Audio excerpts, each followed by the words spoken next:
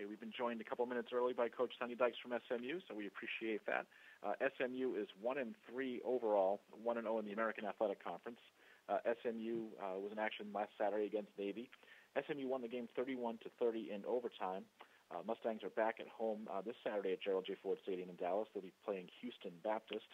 That game will be at 7 p.m. Eastern, 6 Central, and will be televised on ESPN3. As we mentioned at the top of the call, Reggie Roberson Jr. of SMU is the American Special Teams Player of the Week. Coach, thank you for joining us on the call today. If you just give us your thoughts on the win against Navy, please, maybe a word or two about Reggie's performance on special teams and as part of the offense, and what you expect to see as you're back at home Saturday against Houston Baptist, please. I thought it was a good win for us. We had played 3 quality opponents early on, and we had steadily improved. Wasn't really happy. Certainly the way we played week 1, and we played a little better week 2. Played a good half of football, I felt like, against TCU, and played a decent half of football against Michigan, and so just felt like we were improving as a team. Learning how to play better and with more effort, and playing more physical and being more emotionally stable and consistent, which I think is important for us. And I think we came out of the Michigan game disappointed, but at the same time, I think it did give us a little bit of confidence. And, I thought our guys had a really good week of practice. We had to grind through it. It was really hot here on Tuesday and Wednesday. We had some heat indexes over 100 degrees, and that was tough on our players to come out and prepare the way we needed to prepare to have a chance to beat Navy, but they did a great job of grinding through it, and really prepared like we wanted them to, and we were able to hang in there, and it was a tough game for us. I mean, those guys are very difficult to prepare for. They're always going to play. They're always going to play well. They're always going to play hard. We lost a little bit of momentum in the fourth quarter. We just kind of didn't do much on offense and started to wear down a little bit on defense. And I thought our guys did just enough to give us a chance to win, and we were fortunate to win in overtime. So it was a good win for us, and certainly something to build on. We made a lot of mistakes that we have to improve, but I was proud of the way our guys, hung in there and fought, and was happy that we were able to make enough plays down the stretch to win. Reggie had, the big kickoff return was obviously a big play in the game for us. Navy had gone on a long drive and had a little bit of momentum and had a big play, and we needed to answer, and we did Reggie made a big play for us. I thought we blocked it particularly well. Sometimes on kickoff returns, sometimes the returner just makes an outstanding play, and you don't really block it that well. But in this case, Tyler Page had a really big block. He was our off returner and picked up us a guy that we missed during the return. And Reggie did a good job of setting it up the way we want to set it up, and made a big play for us, gave us some momentum, and at a critical time in the game. So I was glad to see him do that. I thought he performed pretty well.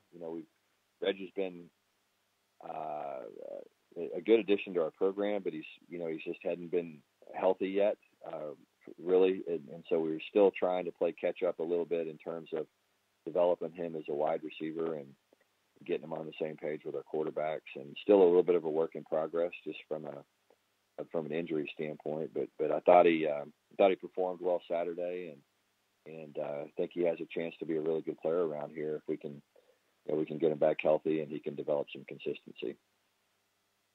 And then this week, looking forward to playing Houston Baptist. Got a good, they're a team that you can see that they're improving on film.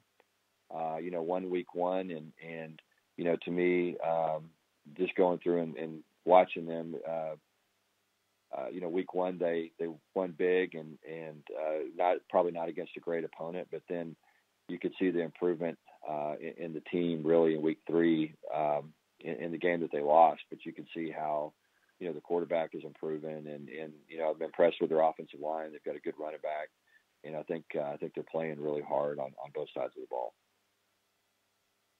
We'll take questions now for Coach Sonny Dykes. Hit *1 on your telephone keypad to join the queue. Then the operator will introduce you.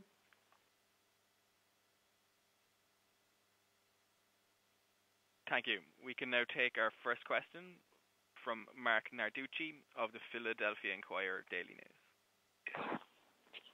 Hey, Coach, a gutsy call. Could you tell us what went into that on going for 2 points? Yeah, there's a number of factors, but I think, part of it's just you get a feel for the game. And, you just football is such a game of momentum that you feel like sometimes if you've got the momentum, then, you want to continue to play.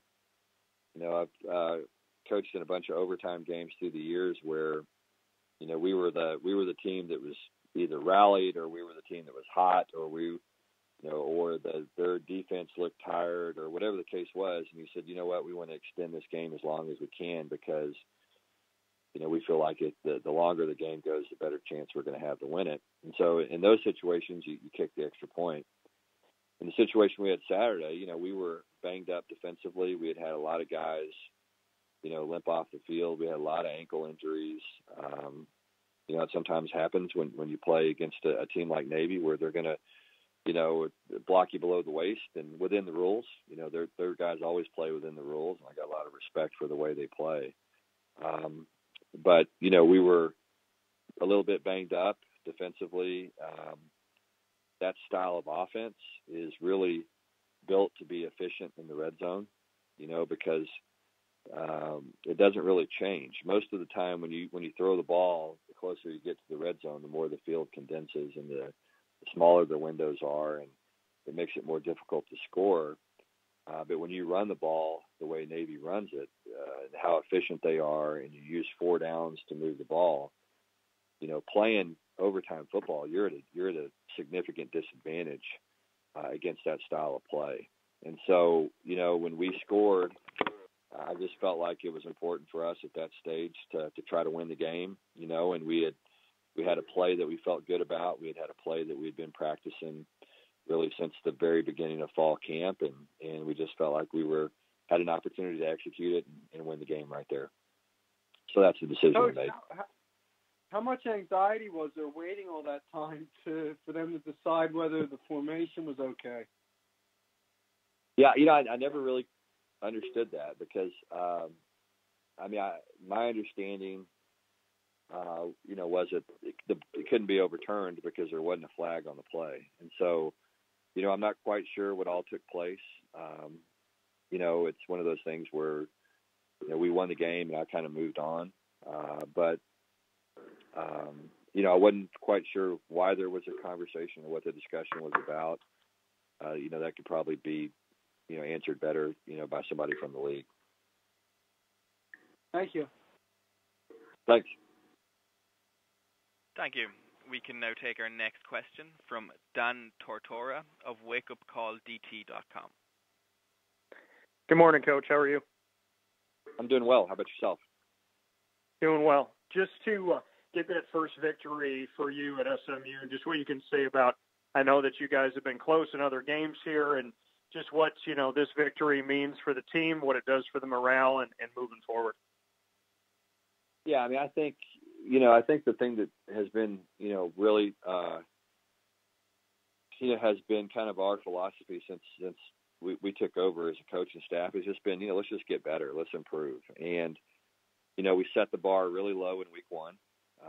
And we played, because I felt like we didn't play. I felt like we played about 3 good plays in the first game against North Texas. And again, North Texas had a lot to do with that. But we didn't feel like we played well. And then week 2, against TCU, we felt like we played well at times.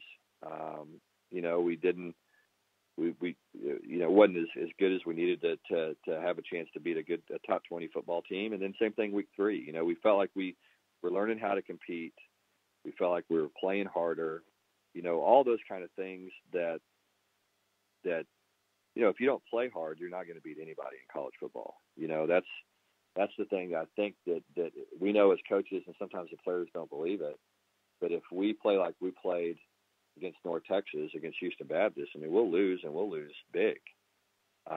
And so you just have to get ready to play. You know, it's just part of what you do. And so, you know, we just wanted to get better, and we talked to our players about just trusting the process and learning how to play, you know, with fanatical effort and what that looks like and what our expectations are. And you know, and some things fell into place for us, and our guys just kept playing hard, even though we made some mistakes. You know, we had an opportunity against Navy to go up, you know, 10 points if we kick an extra point, and, you know, the extra point gets blocked and returned for a 2-point conversion. And all of a sudden, you know, you're about to be 2 scores ahead of Navy. Their offense is not necessarily built to score fast, you know, with 7.5 minutes to go in the game. And instead now it's a 1-possession game. And so, you know, we made some mistakes that really hurt us, but I was proud of our guys for, you know, just keeping their head down and playing harder and being disciplined and all the things that you have to do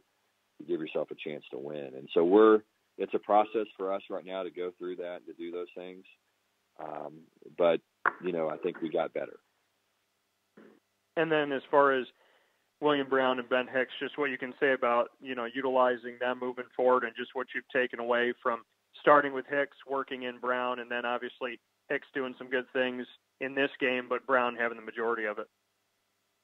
Yeah, I mean, I think you know, it's always the same thing. I think you got to go with your feel a little bit, and I just felt like, you know, Will's a true freshman, and you know, and everyone in our program believes in Will. You know, I think he responded incredibly well to an adverse situation in the Michigan game in front of 110,000 people.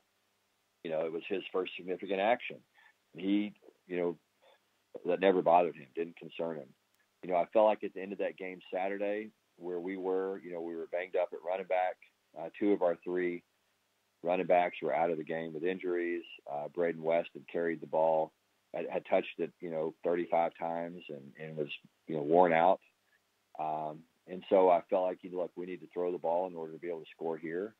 And so I just felt like Ben gave us the best opportunity to win the game. So we went that way, and Ben did exactly what you would expect a veteran quarterback to do. He came in, he made good decisions, he got the ball to our playmakers, and you know, and we were able to convert that 2-point play. And so, you know, I think both quarterbacks give us an opportunity to win. They're different in their skill set and their strengths and their weaknesses, which is also good for us. I think it allows us to evolve as an offense. But, you know, the thing that's so important to us is we're trying to teach the importance of practice and practicing well to our players. And so what we'll do this week is we'll roll the ball out and let those 2 guys compete for the job and see who wins it, and go play a game on Saturday and, you know, do it all over again next week. Well, thanks, Coach. Congrats on your first win. Thank you. I appreciate it. Thank you. We can now take our next question from Billy Embody of 24/7 Sports. Hey, Coach. Good morning. Just through 4 games, I wanted to get your thoughts on kind of the redshirt rule and some of the guys out of that true freshman class that you guys have felt like have earned the opportunity to kind of play throughout the season, and just your assessment on them. Yeah, you know, I think, and I don't know what the numbers are everywhere else, but we've played 32 new players to our program, whether that's freshmen, redshirt freshmen, grad transfers, or transfers, guys that have never suited up and played for SMU. So, you know, we have a lot of new guys, a lot of moving parts.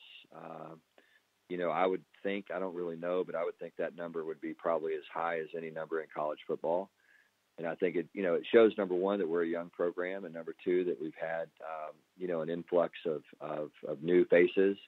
And sometimes it takes a while for those new faces to get on the same page. And you know, and we didn't play particularly well early because, you know, we're trying to get a lot of these guys headed in the right direction. And that's a work in progress, and it still is for us, quite frankly. But you can start to see the guys start to figure it out. You know, we've played a number of true freshmen.